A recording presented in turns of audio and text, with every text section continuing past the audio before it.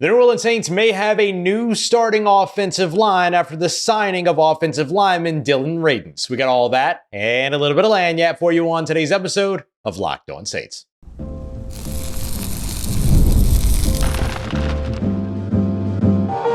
You are Locked On Saints, your daily New Orleans Saints podcast. Part of the Locked On Podcast Network, your team every day.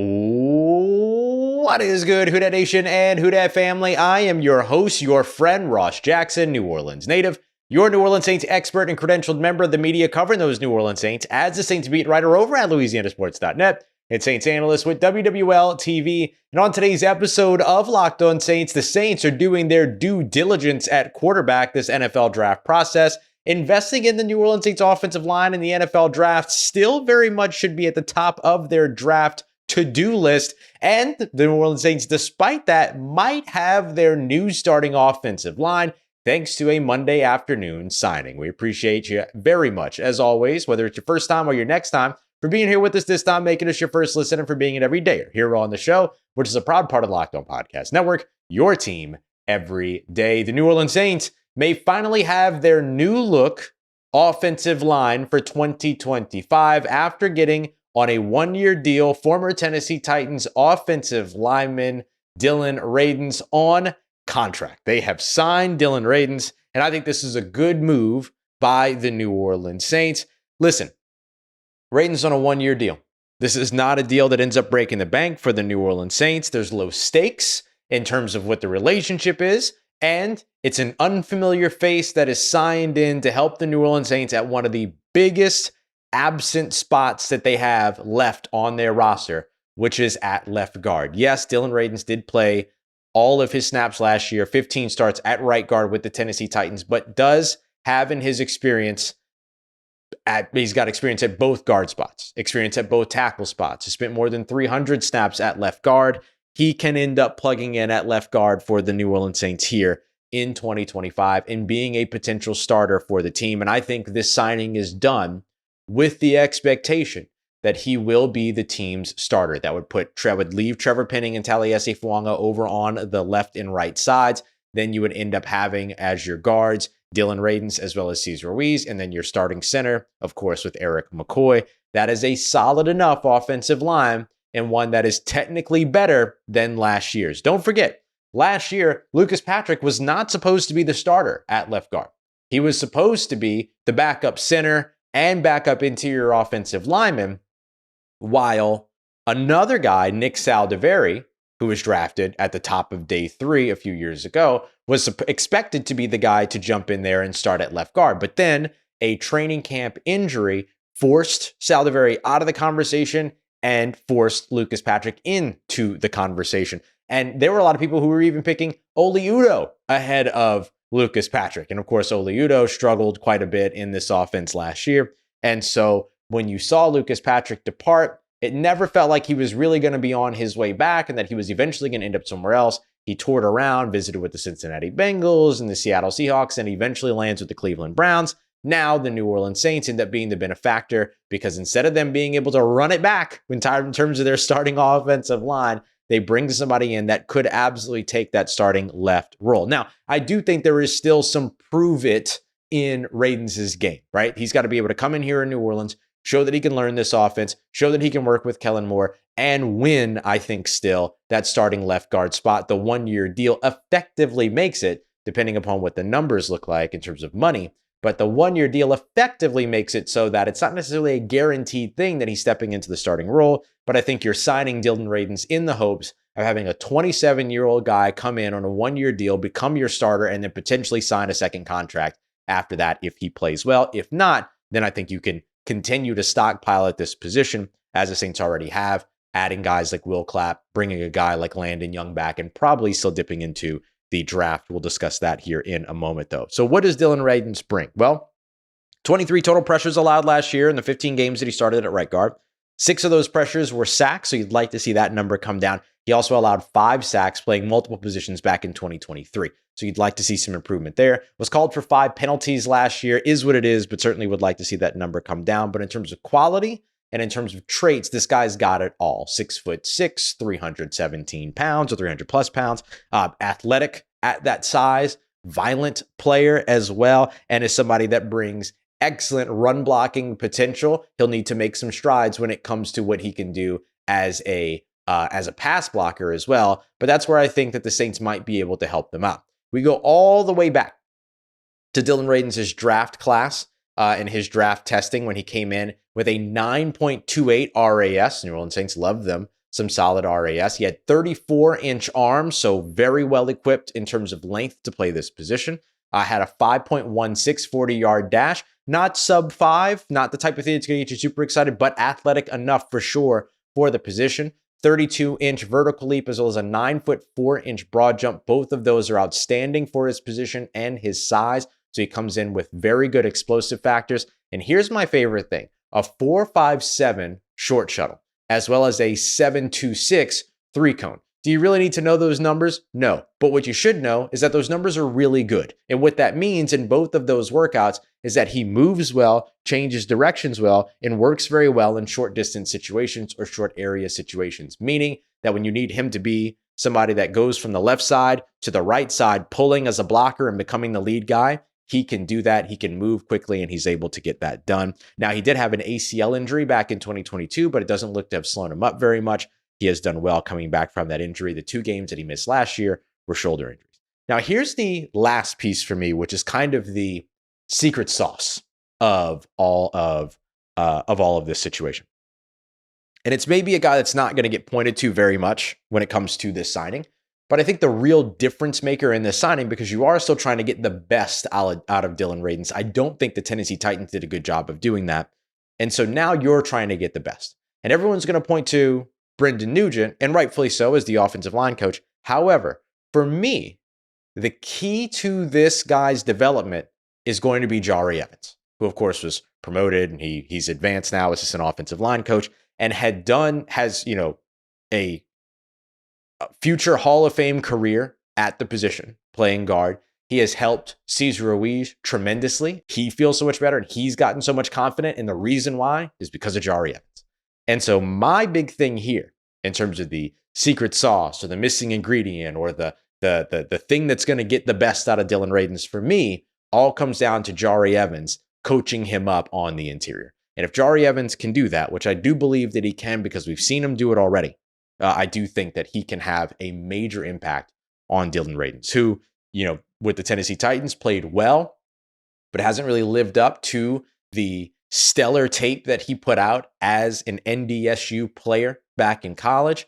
2nd round draft pick. This is a great investment by the New Orleans Saints, especially on a not going to break the bank 1-year deal for a very, very athletic, very, very violent, well-maintained, as well as like the mentals are well-maintained type of player. And you're putting him with a great developer, it turns out, in Jari Evans, who could continue to build his ledger by getting the best out of Dillon Radunz here in New Orleans as a starting left guard. Now, if the Saints want to, and I think they should, they have everything they need to continue to invest in this position come the NFL draft. I got 3 names for you that the New Orleans Saints should absolutely still target if they're on the board at the right draft value. We got that coming up for you next as we continue on with today's episode of Locked On Saints, part of Locked On Podcast Network, your team every day.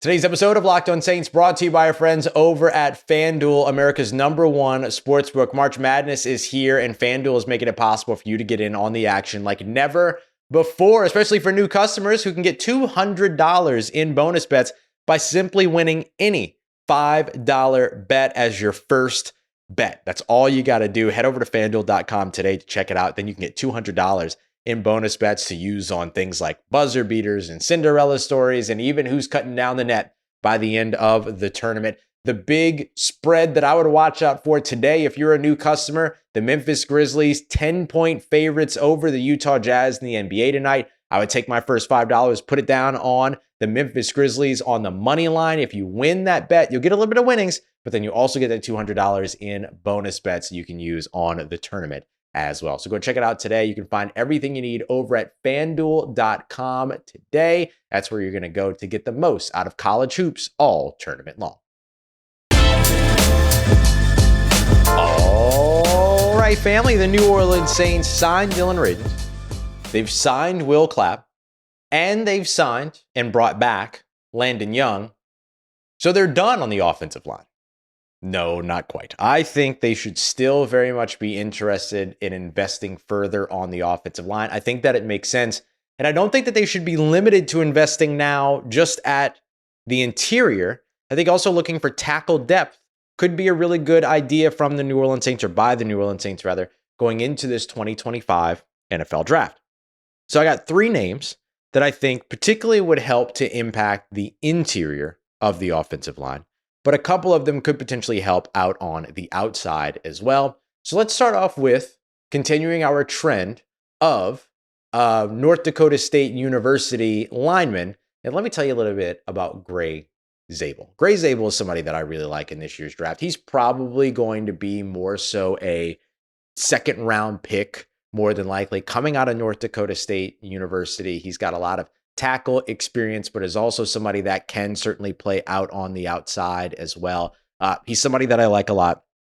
And I love like the North Dakota State University offensive line coaching. I think they've just done a fantastic job with these players. 6'6", 312 pounds, 32-inch arms. So you can put them out at on the interior, or you can put them out on the edge.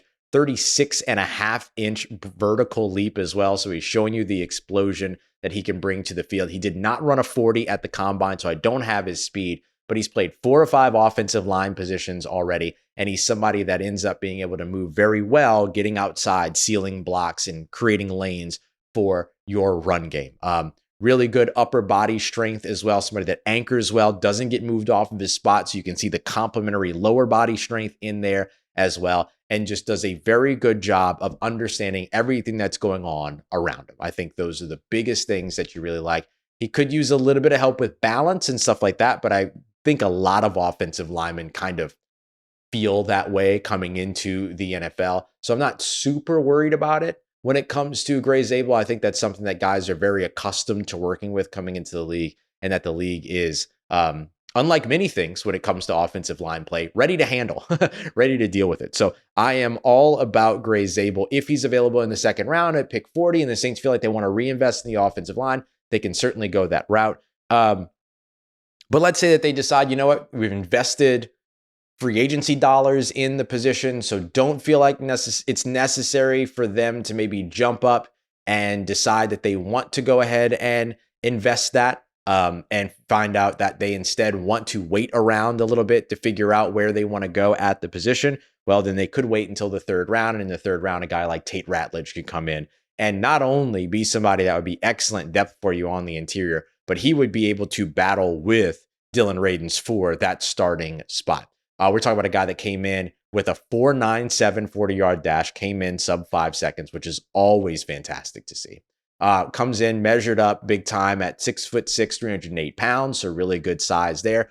32-inch vertical, 9'5" broad jump. So you can see the explosion. And we were talking about that 7'3"-ish, mid 7'3" 3-cone that Dillon Radunz ran back in 2021. Well, here in 2025, we had the 7'3" 3-cone from Tate Ratledge. He absolutely tore up the combine, came in with an RAS ranking of 9.96. Impressed everybody and will continue to impress everybody. Has a great haircut as well. Awesome offensive line look. Tate Ratledge might probably be my favorite offensive lineman in this class, just based on his look alone. But also just the athleticism that he brings, the size that he has. Like, he is somebody that should pan out extremely well in the NFL. Played for a blue chip program when it comes to Georgia. There's no concern about whether or not he'll be able to, make the leap to a new level of competition or anything like that. It seems very, very likely that he's going to be just fine when it comes to making that jump. So I always say I'm all about, I do that all the time, but he is somebody that I do really like at the position, and think that the Saints could find a way to invest in if they want to in that third round. Let's say they wanted to wait a little bit longer, a guy that's kind of falling a little bit, but not so much that I'm really concerned. We actually mocked him in the 4th round of a recent mock draft. We're sticking with him in the 4th round here. Wyatt Milum, coming out of West Virginia, the Mountaineer, clocking in at 6'6", 313 pounds, 30-inch vert, 9-foot broad jump. So not far away from what it is that you're looking for, particularly if you move him to the inside, you can see where that explosion can certainly come in. 5.27 40-yard dash, so maybe a little bit slower, a little bit lacking on the athleticism and speed side in comparison to these other options. But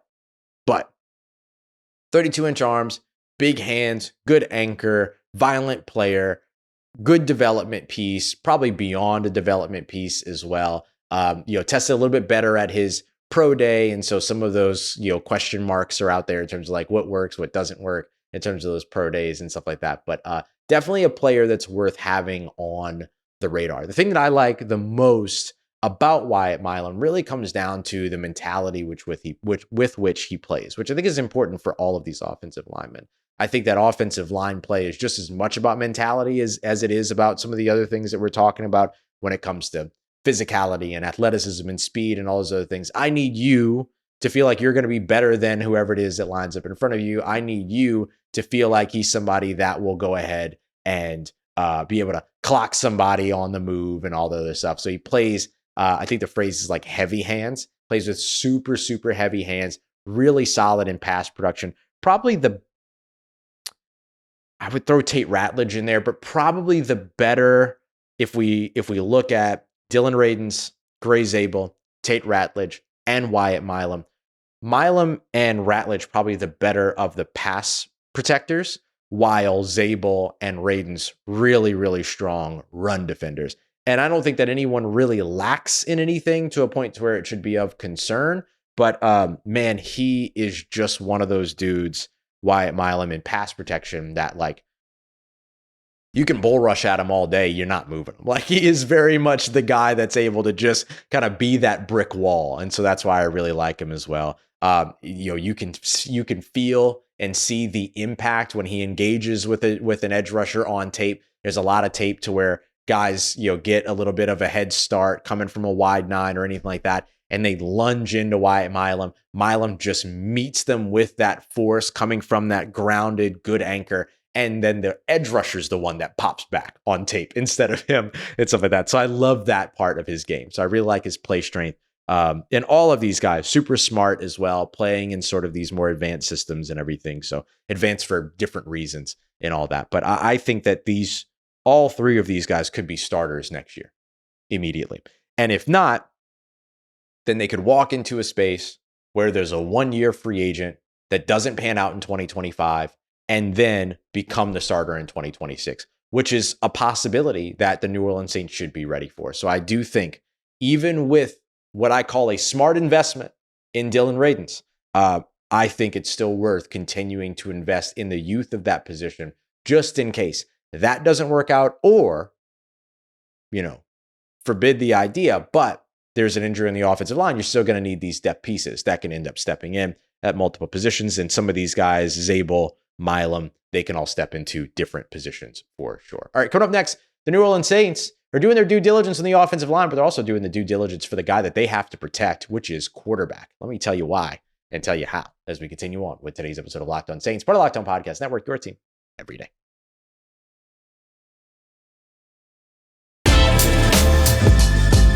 Let's get it, Who Dat Nation. If there's any position you want to do the most, it is quarterback. That is a position at which you do indeed want to do the most. And New Orleans Saints are doing the most.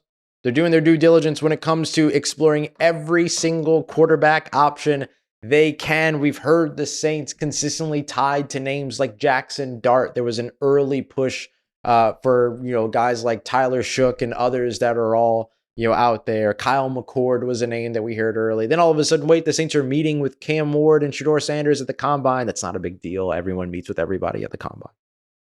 But now all of a sudden, you've got the Saints traveling to Miami to bring a whole contingent out to their pro day, watching, presumably, Cam Ward. But look, Elijah Arroyo, the tight end, is also there. Damian Martinez, the running back, is also still there. Xavier Restrepo is also there. But man, Xavier Restrepo, in case you haven't heard, a shorter kind of diminutive build for a wide receiver, had 2 very productive seasons, over 1,000 receiving yards. But then just ran what they believe to be somewhere between a 4.73 and potentially mid 4.8 40-yard dash.